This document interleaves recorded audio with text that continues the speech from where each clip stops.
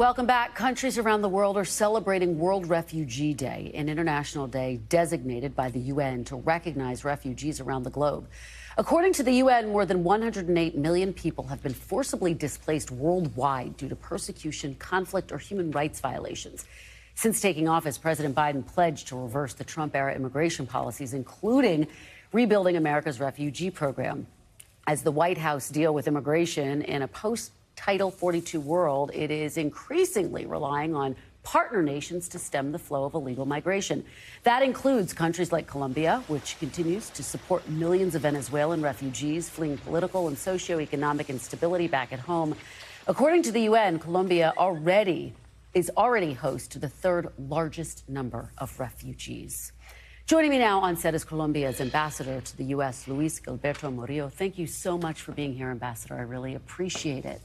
Thank you, Kirsten, for this invitation. I appreciate your being here on set. So tell me, you and I were talking about this a little bit in the break. What is the current situation as it relates to refugees in Colombia? As you know, Colombia has welcomed almost 3 million Venezuelan refugees. This is the largest number of refugees, of migrants, in the Western Hemisphere.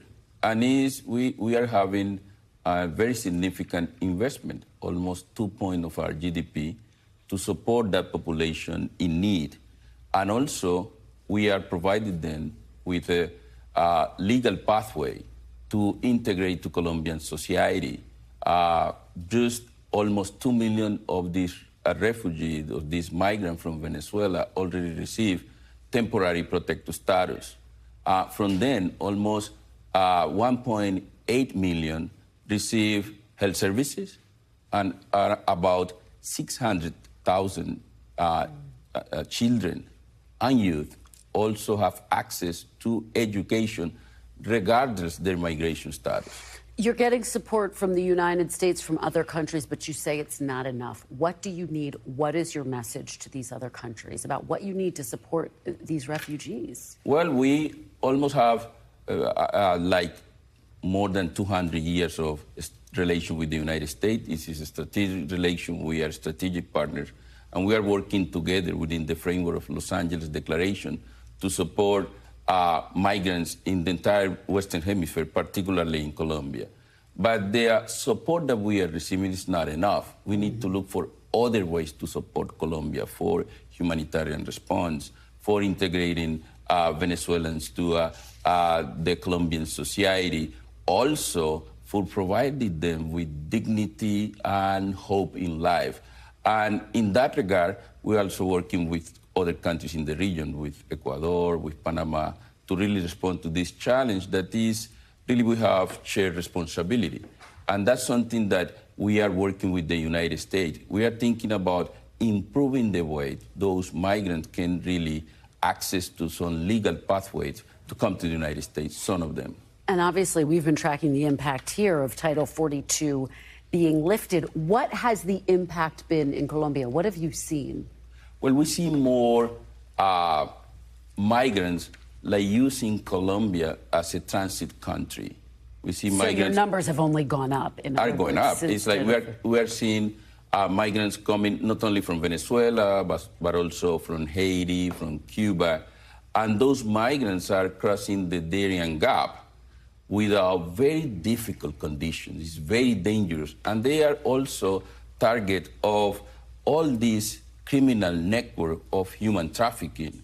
And this is a challenge that we are trying to respond in a very collective manner with other countries. What we need is really more support to have. We are working with the United States to create center of safe, we're saying this center for safe processing of migrants, for safe mobility. And the idea of this center is to really allow these migrants to have all the processing in country, in Colombia, to avoid crossing this Darien Gap and other illegal ways of coming to the United States. That's very important in terms of responding to the challenge of exposing these families to these dangerous conditions. And I know that Colombia has called on sanctions on Venezuela to be lifted. Do you think it is time for the Biden administration to engage with the Venezuelan government? What would you like to see in that regard? Well, what President Petro discussed with President Biden is to look for ways to respond to the challenges of open democracy in Venezuela. And there are different ways to do that. First is to have Venezuela really moving into fair and open, transparent, and competitive elections. That's very important. And to provide guarantees for the opposition in Venezuela to participate in elections. Second is to see how in some kind of benchmark to lift some of the sanctions. But also you need to see some specific measures taken by the Venezuelan government. In addition to that is to have Venezuelan government and the opposition to return to negotiations in Mexico, to advance some of the commitments that already were made in terms of creating a trust fund managed by the UN, to also have some funding for humanitarian response to the needs of Venezuelans within the country that are suffering. And we are sure that within that pathway, you can see really securing democracy in that country. Ambassador, thank you so much for joining us to discuss this incredibly complex and complicated situation. We appreciate it. Thank you very much. It's good to be with you. Thanks for watching our YouTube channel. Follow today's top stories and breaking news by downloading the NBC News app.